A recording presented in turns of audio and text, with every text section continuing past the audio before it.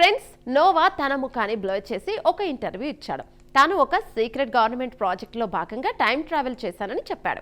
Apex TV అనే channel అతనికి lie detector test నిర్వహించింది. సాధారణంగా ఎవరైనా అబద్ధం చెబితే ఆ మిషన్ కనిపెట్టేస్తోంది.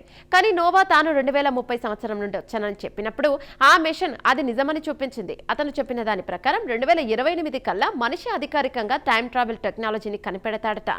అంతేకాదు, ఏలియన్స్ రాకతో పాటు వారికి సంబంధించిన విషయాలు బయటకొస్తాయట. అంటే ఇంకొక 2 ఏళ్లలోనే మనం కాలంలో వెనక్కి ముందుకి వెళ్లడమే గాక ఏలియన్లు కలుసుకోబోతున్నారన్నమాట. ఇక డైలీ మెయిల్ వంటి అంతర్జాతీయ వార్తా సంస్థలు కూడా ఈ విషయాన్ని అప్పట్లో కవర్ చేస్తాయి. అయితే నోవా చెప్పినవన్నీ నిజమయ్యాయా అంటే ఇక్కడే ఒక పెద్ద ట్విస్ట్ ఉంది. అతను చెప్పిన కొన్ని విషయాలు కాలక్రమేణా తప్పని తేలాయి. ఉదాహరణకు, అమెరికాలో కొన్ని రాజకీయ పరిణామాలు అతను చెప్పినట్లు జరగలేదు.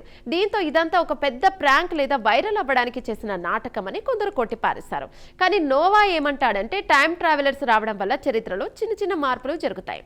దీనే బటర్ఫ్లై ఎఫెక్ట్ అంటారు అని సమర్థించుకున్నాడు. మరి అతను నిజంగానే భవిష్యత్తు నుండి వచ్చాడా, లేక కేవలం జనాన్ని బురిడి కొట్టించాడా?